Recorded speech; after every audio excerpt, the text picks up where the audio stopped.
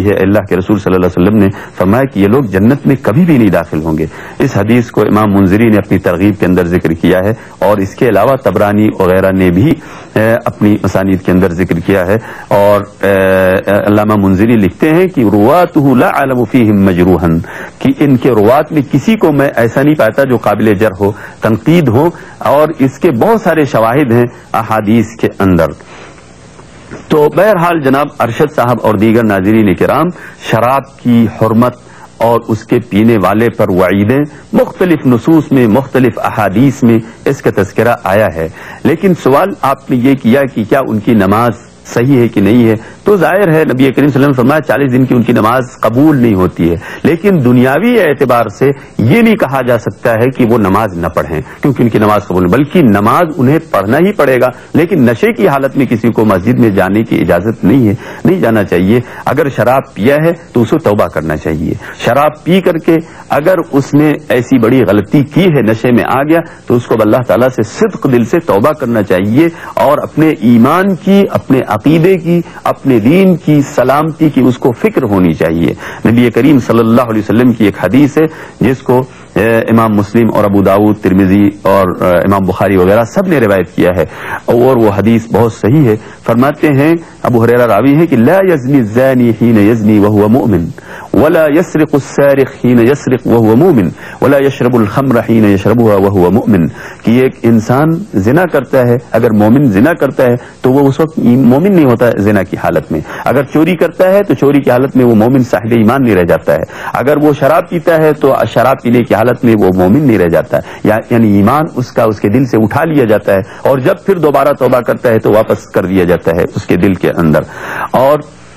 مسلم کی روایت میں اس کی وضاحت کر دی گئی ہے کہ ولا یشرب الخمر حین یشربها وهو مؤمن, کہ جب انسان شراب پینے کی حالت میں ہوتا ہے تو اس وقت اس کا ایمان اس سے سلب کر لیا جاتا ہے, چھین لیا جاتا ہے. لیکن التوبۃ معروضۃ بعد, لیکن کہتے ہیں توبہ اس کے اوپر پیش کیا جاتا ہے. اگر توبہ کیا تو پھر اس کو صحیح سالم واپس کر دیا جاتا ہے, ورنہ اس کا ایمان مجروح ہو جاتا ہے, ایمان اس کے دل سے اٹھ جاتا ہے. نبی کریم صلی اللہ علیہ وسلم نے اس فتنے کی طرف بھی پیشین گوئی کی جو فتنہ آج ہمارے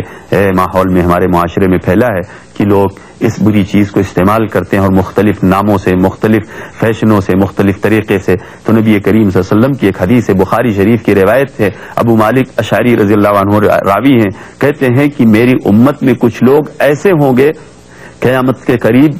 قریب کہ جو لوگ یستحلون الحر والحریر والخمر والمعازف وَيُسَمُّونَهَا بِغَيْرِ اسْمِهَا أَوْ يُسَمُّونَ بِغَيْرِ اسْمِهَا. فرماتے ہیں کہ میری امت میں کچھ لوگ ایسے ہوں گے جو زنا کو حلال قرار دیں گے,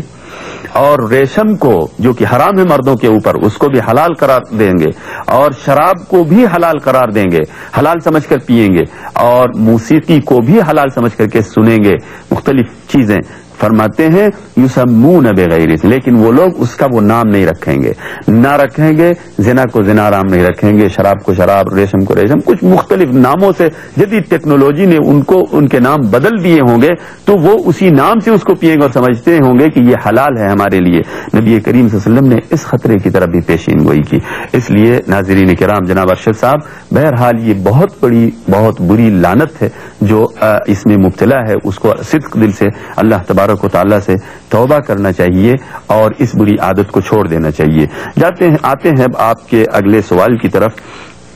آپ نے اگلا سوال کیا ہے کہ یہاں UAE میں خاص طور پر باتھ روم اور لیٹرین ایک ہی ہوتی ہے, پھر ایک جگہ بہت, اور یہ جگہ بھی بہت محدود ہوتی ہے, پھر لکھتے ہیں اسی جگہ پر غسل فرض کیسے ادا کیا جائے. اور پھر لکھتے ہیں کہ کچھ لوگ ایسے ہیں جو یعنی کافی بڑے ہیں, عمر دراز ہیں, لیکن وہ ان کو غسل کرنے کا طریقہ نہیں معلوم ہے, حدیث کی روشنی میں انہیں بتائیں. تو جناب ارشد صاحب,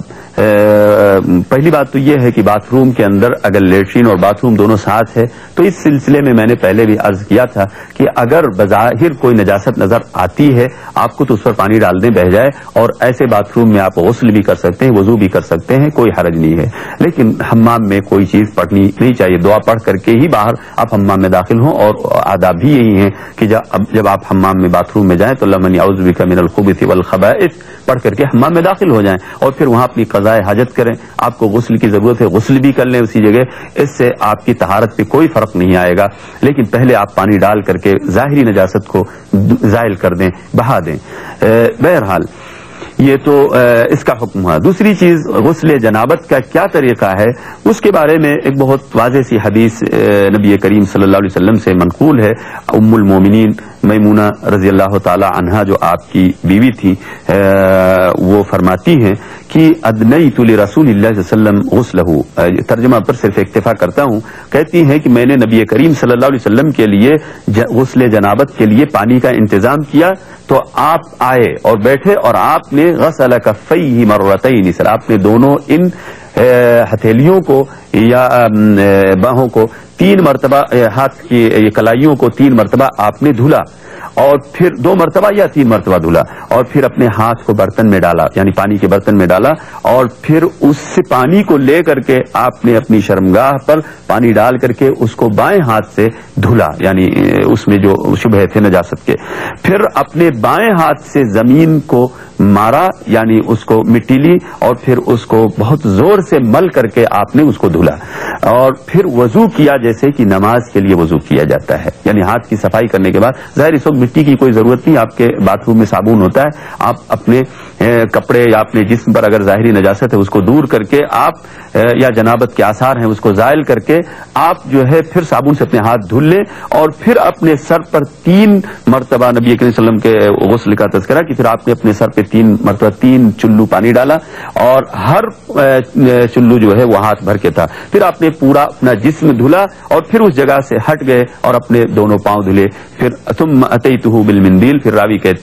کہتی ہیں حضرت میمونہ، پھر میں آپ کے لیے مندیل یا رومال لے کر کے آئی کہ آپ اپنا جسم سکھا لیں، تو آپ نے مندیل کو واپس کر دیا،